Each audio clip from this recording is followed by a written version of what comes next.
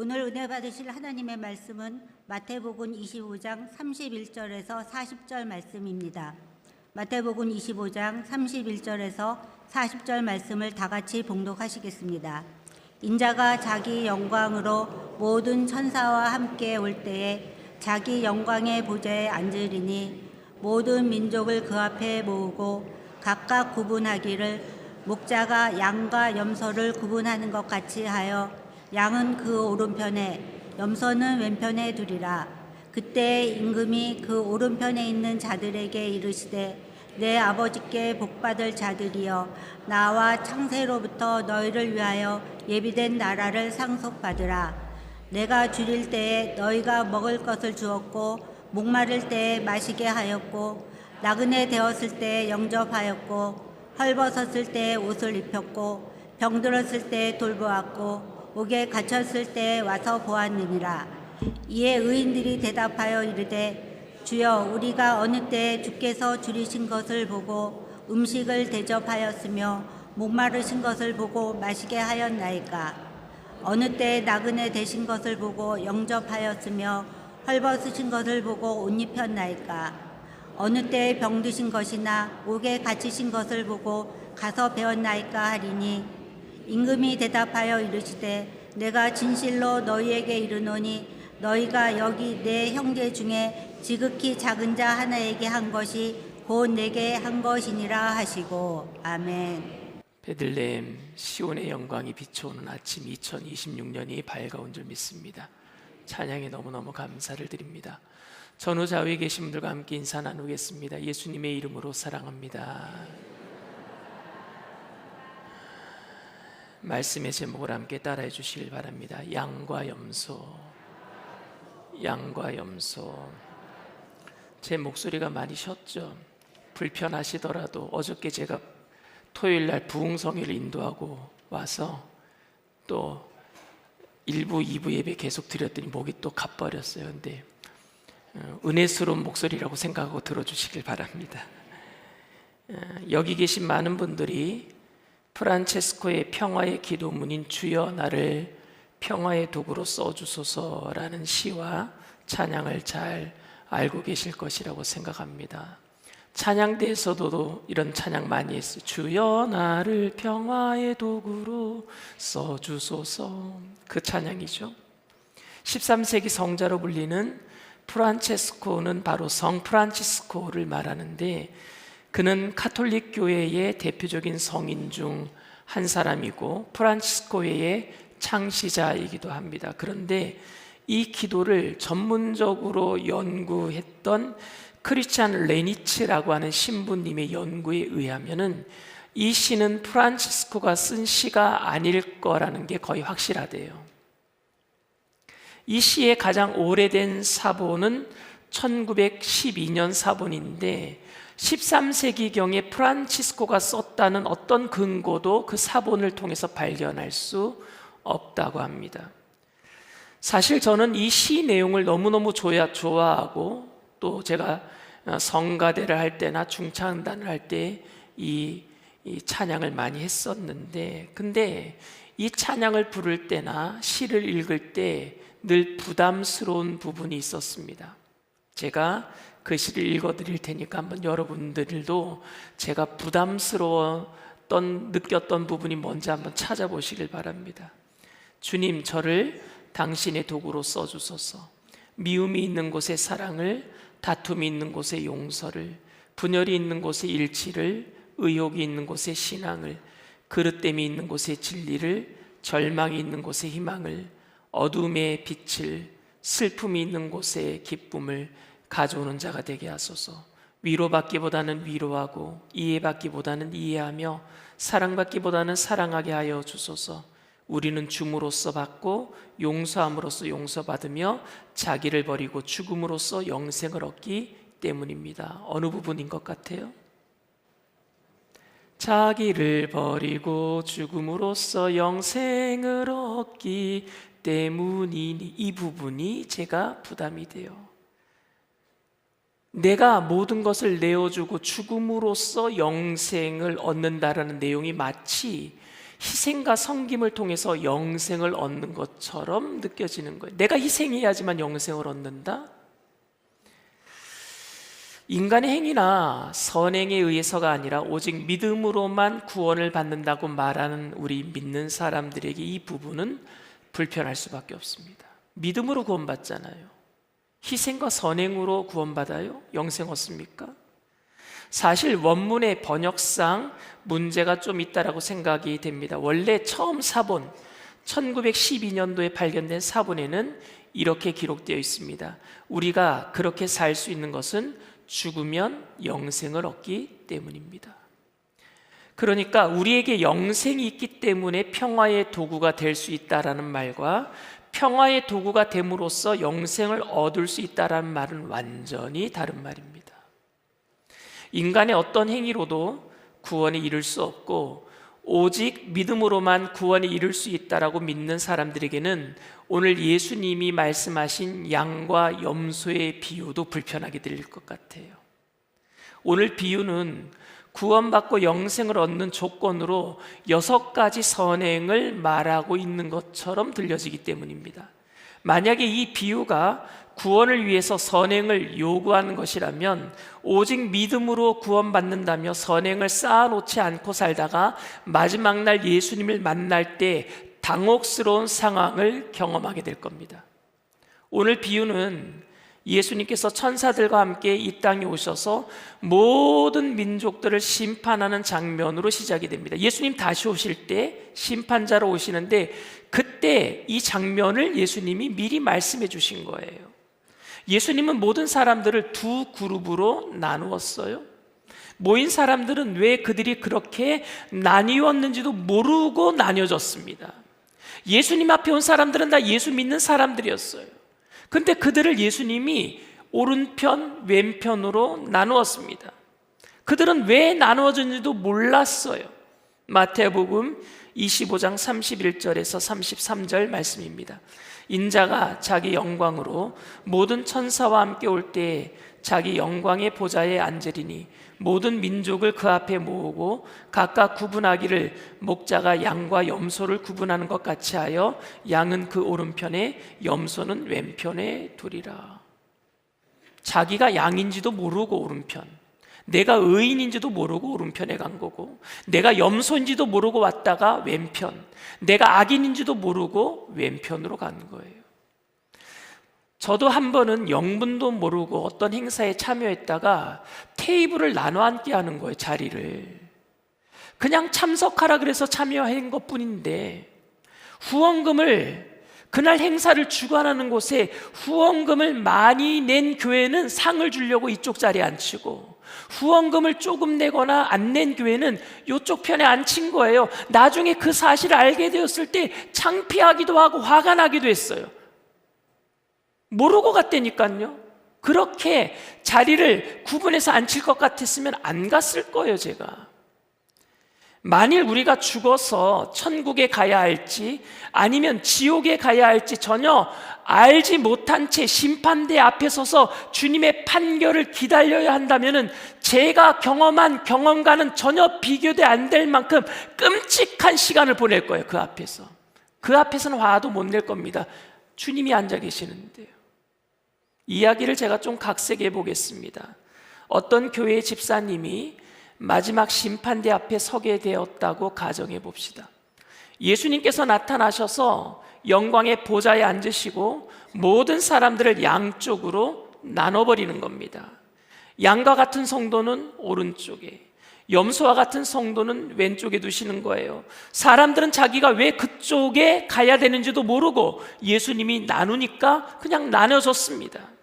그리고 주님께서 오른쪽에 있는 사람들에게 말씀하십니다. 내 아버지께 복을 받을 자들이여, 너희는 너희를 위하여 예비된 나라를 상속받아라.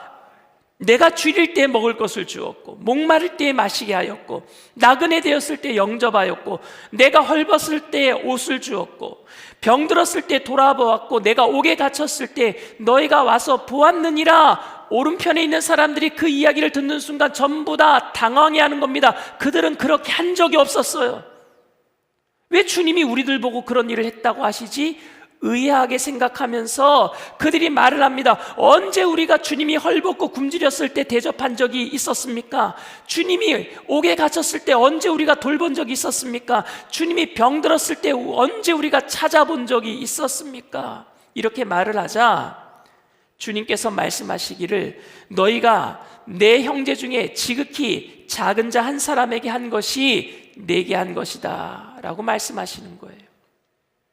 여러분, 만약에 이것이 구원의 조건이라면 예수만 믿으면 된다라고 믿어온 사람들은요, 큰 충격을 그 앞에서 받을 겁니다.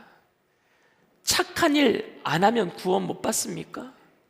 가난한 사람, 외로운 사람들에게 선행을 행하지 아니하면 구원 못 받습니까? 예수를 믿는다라는 고백만 하고 아무렇게나 살아도 용서받고 하나님의 자녀가 될 수 있다라는 말은 그럼 처음부터 거짓말입니까?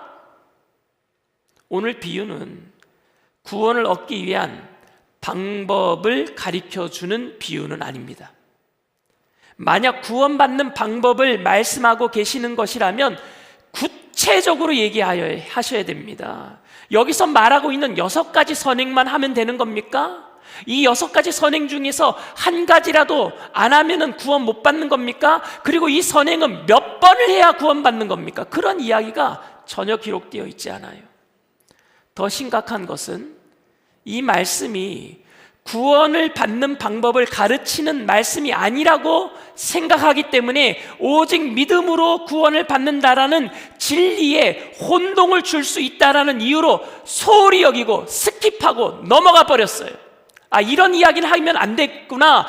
믿음으로 구원받는데 무슨 양과 염소 설교 안 해도 돼. 믿음으로 구원받아. 그리고 이런 이야기를 덮어놔 버렸어요. 안 하기를 이런 이야기 하기 쉽지 않아요. 그러니까 안 하고 넘어가자. 소홀히 여겼단 말입니다. 믿음으로 구원받는데 혼동스럽잖아요. 행위를 강조하는 것 같잖아요. 그러니까 이런 말은 안 하는 게 낫겠다. 이 비유는 무조건 믿기만 하면, 예수를 믿는다라고 고백하기만 하면 영생을 얻는다라고 말하고 행위는 전혀 하지 않는 잘못된 믿음을 경계하는 말씀이에요. 잘못된 믿음. 현대인들에게 믿는다라는 말은 단순히 지적인 동의를 말하는 것 같습니다. 하나님의 살아계심을 믿습니까? 그러면 네, 믿어요. 그건 지적인 동의예요. 그런데 그 어디에도 하나님이 나에게 주인이 되셔서 살아계셔서 역사하신다라는 고백은 없는 것 같아요. 그저 지적인 동의. UFO가 있는 것을 우리들도 지적으로 동의하는 사람들이 있어요. 저도 믿어요. UFO가 뭡니까? Unflied Object. UFO. 갑자기 생각하니까 미확인 비행 물체. 미확인 비행 물체. 예수 믿는 사람들 중에서도 외계인이 혹시라도 있을 수 있겠다 믿는 사람이 있어요. 근데 그건 지적인 동의잖아요. 지적인 동의. 그 지적인 동의 때문에 UFO가 나타났다라고 나타난 곳에 짐 싸들고 가지는 않아요. 그건 지적인 동의예요. 하나님이 믿는다는 것도 그 정도 수준으로 믿는 것 같아요. 그냥 지적인 동의로. 하지만 여러분, 이런 믿음은 그 사람의 인생을 바꿔놓지 못합니다. 예수를 믿는다는 말의 의미는 내가 이제 무엇을 위해서, 누구를 위해서 살까 하는 질문과 함께 인생의 주인이 바뀌고 인생의 목적이 달라진다라는 의미인 줄 믿습니다.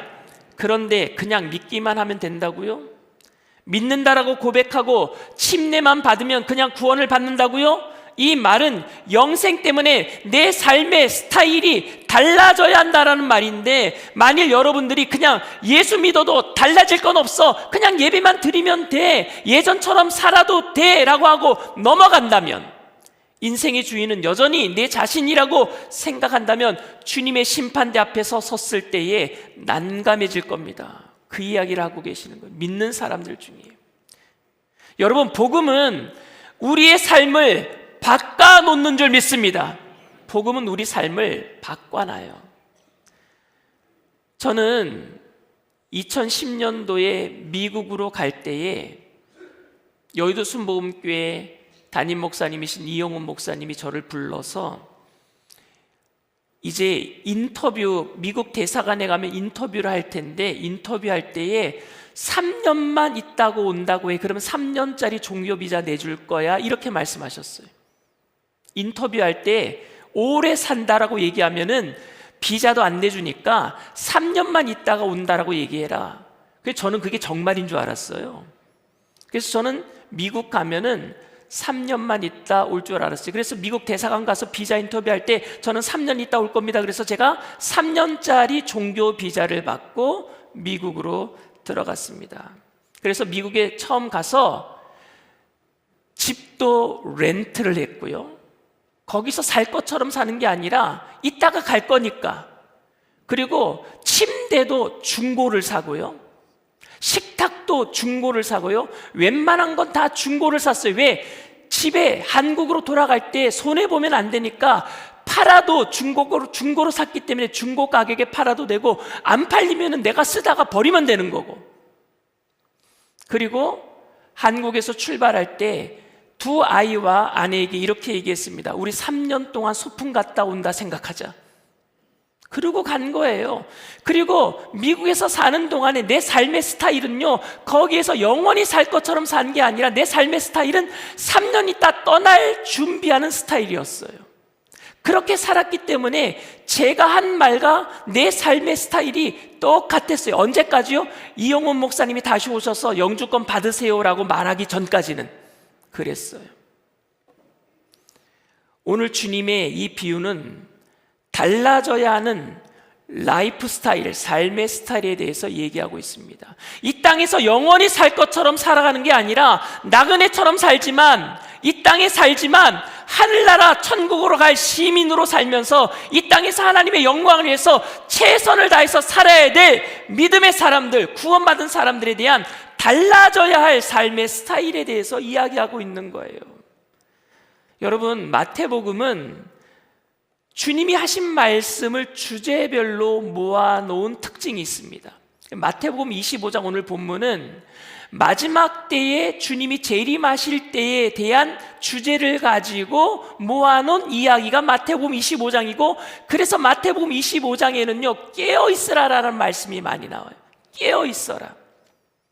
깨어있으라는 말씀은 자신이 이 세상의 주인처럼 예수님이 오시지 않을 것처럼 살아서는 안 된다라는 뜻이고, 깨어있는 사람들은 그 삶 속에서 라이프 스타일이 이 땅에서 영원히 살 사람이 아니라 깨어있어서 천국으로 가야 될 사람들이니까 이 땅에 있는 모든, 내 삶에 있는 모든 것들을 가지고 가난하고 불쌍한 사람들을, 약하고 불쌍한 사람들을 돌볼 수 있는 선행이 포함되어 있어야 한다라는 말씀입니다. 달라져야지요. 주님은 헐벗은 사람에게 옷을 주어야 구원받을 수 있다라는 말씀하신 적이 없습니다. 선행으로 구원받는다라고 말씀하신 적이 없습니다. 하지만 예수를 믿는다라는 것이 삶의 주인이 바뀌고 인생의 가치가 달라진 것이기 때문에 예수를 구주로 영접한 사람들은 착하게 선행으로 베풀며 살아야 될 줄 믿습니다. 내 삶이 바뀌잖아요. 예수를 믿기 때문에. 그게 진짜 믿는 거잖아요. 어쩌면 정말 중요한 것은 착한 일을 얼마나 많이 했는가가 아니라 이 놀라운 구원의 은혜, 예수님 때문에 천국을 소유한 그 은혜를 내가 알고 있는가 하는 것이에요. 내가 얼마나 착한 사람인가 하는 것이 아니라 내가 정말로 예수님을 알고 있는가, 영원한 생명을 알고 있는가, 예수님은 내 인생의 위치에 어디에 계신가, 이게 중요한 것 아닙니까? 예수님이 나의 주인의 자리에 계시다면은 어떻게 내 마음대로 살 수 있겠어요? 어떻게 욕심 부리며 살 수 있겠어요? 은혜가 메마르면 봉사도 없고 섬김도 힘듭니다.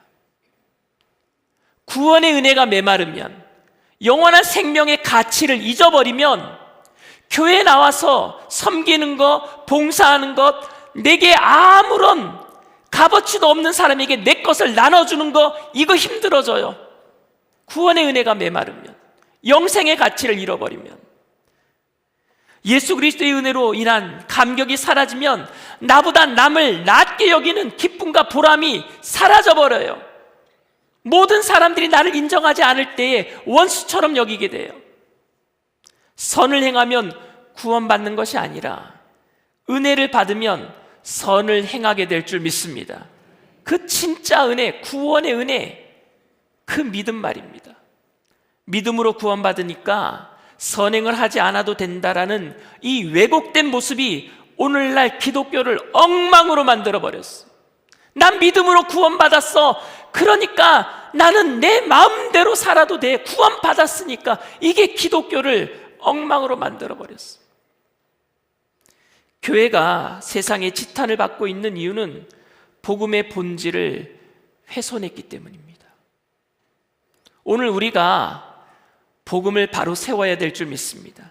내 안에 복음이 다시 회복되어야 될 줄 믿습니다. 그 영원한 생명의 가치가 얼마나인지, 부자 청년이 그 영원한 생명의 가치를 몰랐기 때문에 전 재산을 팔아서라도 그 영생의 가치를 사지 못하는, 그래서 예수님이 너 전 재산을 팔아서 나를 따라올 수 있겠느냐, 그 질문에 그냥 돌아가고 말았어요. 주님은 전 재산을 바치라고 한 것이 아니라 그것보다도 영생의 가치가 적은 줄 아느냐 물으신 거예요. 저는 오직 은혜로만 구원받는다라고 믿습니다. 오직 은혜로 구원받아요. 돈으로도 못 가요. 착한 일에도 못 가요. 오직 은혜로만 구원받습니다. 그 은혜를 받아들이는 믿음으로만 구원받습니다. 그러나 그 은혜가, 그 구원을 우리가 받았다면 오늘 주님께서 하시는 말씀이 우리들에게 살아있어야 될 줄 믿습니다. 헐벗은 사람들, 배고픈 사람들, 목마른 사람들, 외로운 사람들, 병든 사람들을 교회가 품어야 해요. 사랑하는 성도 여러분, 복음은 그렇게 드러나는 것입니다. 우리에게 주어진 영생이 그만큼 가치 있고 능력 있는 것을 우리가 보여주어야 합니다. 우리의 삶으로. 2026년도 표어가 선교하는 선교적인 교회입니다. 선교는 여러분 멀리 다른 나라 타국에 가 사는 게 선교가 아니라 여러분들의 가정이 선교지가 될 수도 있고, 여러분들의 직장이 선교지가 될 수 있고, 여러분들의 사업장이 선교지가 될 수 있고, 여러분들이 만나는 사람이 선교지가 될 수 있습니다. 그 선교지에 뭘 갖고 나가시겠어요? 복음을 가지고 나가야 되잖아요. 그 복음이 여러분들의 삶이 되어야 될 줄 믿습니다. 선행하는 삶, 거룩한 삶, 뭔가 세상 사람들과 다른 삶 말입니다. 달라진 삶, 복음 때문에 우선순위가 바뀐 삶, 내가 주인이 아닌 삶, 예수님의 말씀대로 살아가는 삶, 그 삶으로 2026년도 한 해 동안에 선교하는 선교적인 교회로 복음의 가치를 바로 세우는 저와 여러분들이 다 되시기를 주님의 이름으로 축원을 드립니다. 이 시간 말씀을 생각하시면서 잠시 묵상으로 기도해 주시기를 바랍니다. 오늘 저희 교회에 처음 나오신 분이 계십니까? 여러분들에게 예수님은 어떤 행위를 요구하지 않으셔요. 믿음 또한 행위가 아닙니다. 내가 믿어서 구원받았습니다. 그러면 이건 행위가 됩니다. 믿음은 행위가 아니라 그 놀라우신 구원의 은혜에 대한 반응이에요. 여러분 집에 키우는 강아지 있으세요? 주인이 가면은 강아지는요 꼬리를 막 흔듭니다. 이건 그냥 반응이에요. 주인만 보면 기쁜 거예요. 내가 나를 구원해 주신 하나님만 보면 기쁜 거예요. 그래서 반응하는 게 믿음이란 말입니다. 우리에게 행위를 요구하지 않으셔요. 하나님은 우리의 구원을 계획하셨고, 예수님은 그 하나님의 계획을 이루시기 위해서 이 땅에 오셔서 핏값으로 우리를 값주고 우리를 구속하여 사셨고, 성령님은 이 땅에 사는 동안에 우리의 구원을 잃어버리지 아니하도록 보증하시고 인쳐주셔서 천국까지 우리를 가게 하시는 줄 믿습니다. 그 하나님의, 삼위일체 하나님의 모든 행위 가운데 우리가 할 것은 아무것도 없어요. 행위로는 구원받을 수 없어요. 근데 한 가지는 해야죠. 그게 뭐냐? 반응은 해야죠. 너무 감사합니다. 그게 믿음이에요. 영원한 생명을 얻는다라는 것이 인간의 행위로 값주고 살 수 있는 싸구려가 아니에요. 너무너무 값비싸기 때문에 하나님께서 우리에게 사랑으로 해주신 거예요. 그걸 받을 수 있는 자격은 믿음입니다. 그러나 행위는 아니에요. 오늘 여러분들을 그 영원한 생명 가운데 초청합니다. 너무너무 기쁩니다. 내가 한 것은 아무것도 없는데 내가 주님 그 그리스도의 구원의 은혜에 내가 믿음으로 반응합니다 하시는 분들은 그 자리에서 일어나 주시길 바랍니다. 인터넷상에서 TV상에서도 처음 예배를 드리는 분이 계시다면 믿음을 가지고 그 자리에서 일어나 주시길 바랍니다. 믿음으로 일어나신 분들은 제가 하는 기도를 따라해 주시길 바랍니다. 하나님 아버지, 저는 죄인입니다. 어디에서 와서 왜 살며 어디로 가는지 알지 못하고 방황하며 살았습니다. 저의 죄를 위하여 십자가에서 죽으시고 부활하신 예수님을 제 구주로 모셔드립니다. 저는 하나님의 자녀가 되었습니다. 지금부터 영원토록 주님과 함께 살겠습니다. 예수님의 이름으로 기도드립니다. 아멘. 할렐루야. 여러분들을 진심으로 축복하고 환영합니다. 아무도 안 일어나도 제가 계속 기도를 하는 이유는요, 앉아서 기도하시는 분들이 계세요. 여러분들도 함께 이 기도할 때 합심으로 함께 또 함께 기도해 주시면은 처음 기도하시는 분들이 용기가 생길 것 같아요. 오늘은 특별히 1년 365일이 52주고 52주의 첫 번째 주, 매달 첫째 주 성찬주일, 굉장히 중요한 날입니다. 오늘은 우리가 1년 365일 52주의 첫 단추를 끼는 날이에요. 첫 단추를 우리가 잘 끼면은 그 다음 단추 질서대로 잘 맞춰지게 될 줄 믿습니다. 먼저는 내가 그동안 예수를 믿는다고 하지만 여전히 삶의 스타일이 바뀌지 아니하고 그냥 예수 믿는 것 따로, 세상에서 내 마음대로 사는 것 따로 살았다면 하나님 용서하여 주시옵소서. 올해부터는 내가 정말로 내 삶이, 여러분, 내 삶이 바뀌기 위해서는 어느 날 갑자기 내가 헷가닥해서 바뀌어지는 게 아니라 노력해야 되는 거예요. 결단해야 되는 거예요. 여러분들이 노력하고 결단할 때 하나님이 도와주실 줄 믿습니다. 결국에 내가 하는 게 아니라 성령의 능력으로 그 일들을 하게 되고 하나님 영광 받으실 줄 믿습니다. 그 노력하는 여러분들을 돕기 위해서 성찬을 통해서 은혜를 주시는 거예요. 말씀을 통해서 은혜를 주시는 거예요.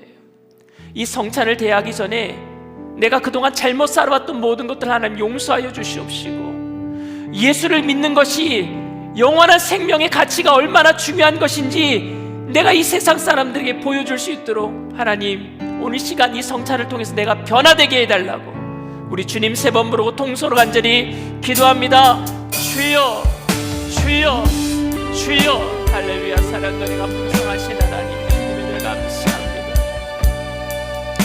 주님 오늘 이 시간에 우리를 변화시켜 주시옵소서. 내 삶이 변화되게 하여 주시옵소서.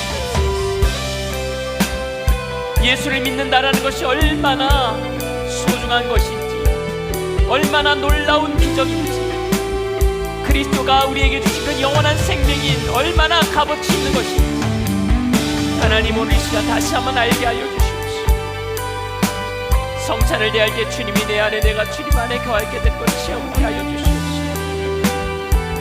주님 내 삶의 스타일이 바뀌어지게 하여 주시옵소서. 영원히 이 땅에서 살아가는 사람들이 아닌 저 천국을 소망하며 살아가는 하나님의 백성들이 주님 오늘 주님 앞에 변화될 수 있도록 성찬에 내가 넘쳐나게 하여 주시옵소서. 주님 감사합니다. 감사합니다. 주님 부으시옵소서. 이 시간에 주님, 우리가 회개하며 주님 앞에 나아가오니 우리를 다스려 주시옵소서. 주님 역사하여 주시옵소서. 할렐루야. 주님 감사합니다. 감사합니다. 주님 감사합니다. 주님 도우시옵소서.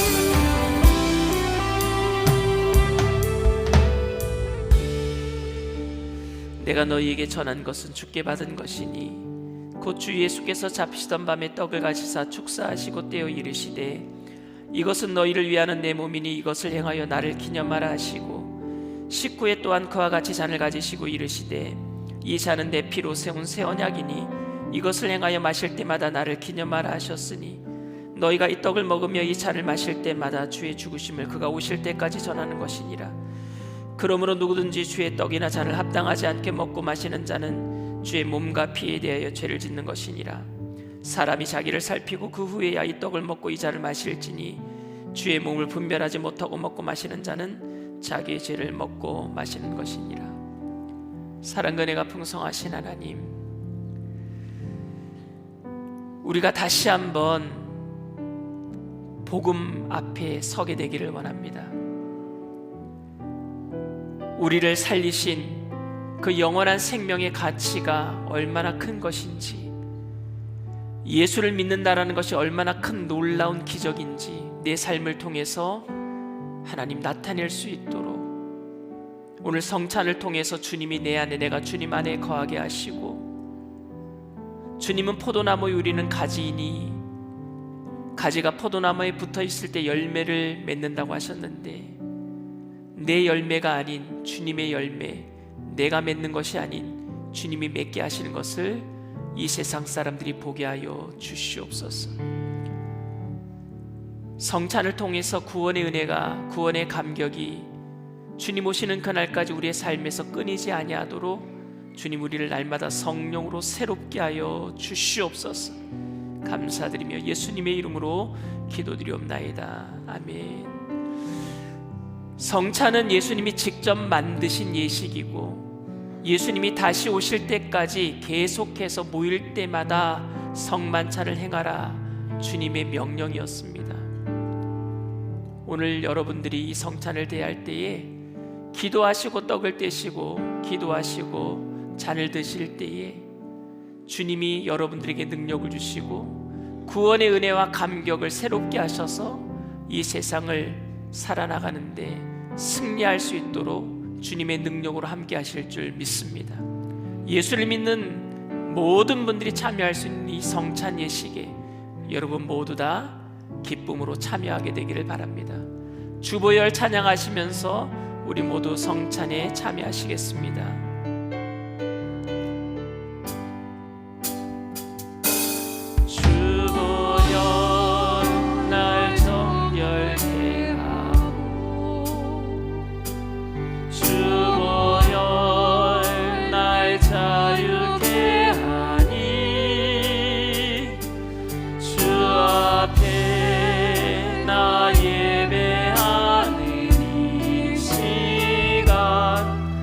나의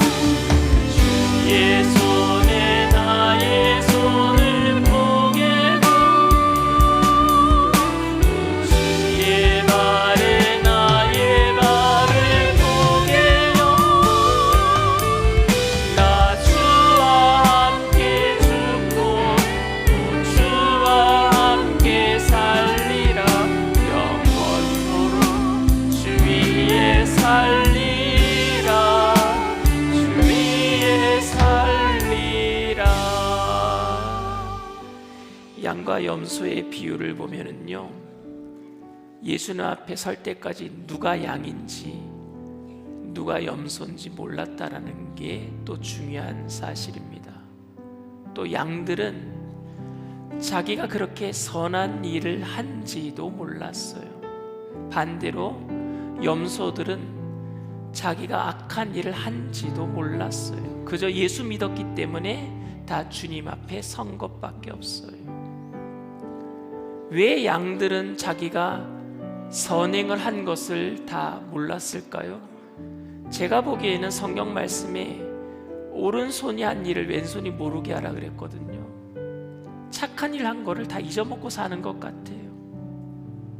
마찬가지로 예수 믿었기 때문에 악한 일을 해놓고도 잘했다라고 생각하겠죠. 그런데 그 앞에 갈 때까지는 모르지만 주님 앞에 섰을 때는요, 모든 게 낱낱이 드러날 수밖에 없어요. 여러분들에게 드리고 싶은 말씀은, 여러분들이 양인지 염소인지 판단하지 마세요. 판단하실 분은 우리 예수님밖에 없습니다. 내가 선행을 많이 했다고 남들과 믿음이 더 좋다고 차별하지 마세요. 남들이 기도 적게 한다고 조금 이상하게 산다고 차별하지 마세요. 누가 양인지 누가 염소인지는 주님이 판단하실 거예요. 근데 우리가 한 가지 잊지 말아야 될 게 있습니다. 내가 양인지 내가 염소인지 알 수 있는 것은 오늘도 내가 구원의 감격을 누리고 있는지, 그 기쁨으로 거룩함과 선행으로 살고 있는지 오늘 체크하면 알 수 있어요. 그걸 가지고 또 내일 또 체크하고, 날마다 살아있는 동안에 구원의 기쁨과 감격을 잃어버리지 아니하고 그 기쁨과 감격으로 내게 주어진 모든 것을 달란트로 알고 쓴다면 그것은 결국에 주님이 보시기에 양이 될 수 있을 겁니다. 그렇게 살아가게 되기를 바랍니다. 판단하지 마시고 비판하지 마시고 내가 그렇게 사는 게 중요한 거예요. 오늘 그렇게 살아갈 수 있도록 주님께서 여러분들에게 이 성찬을 베풀어 주시고 주님께서 능력을 여러분들에게 더하여 주실 줄 믿습니다. 성찬에 감사하는 마음을 갖고 내가 그렇게 살기로 결단하는 마음을 담아서 우리 주님 세 번 부르고 통성으로 간절히 기도합니다.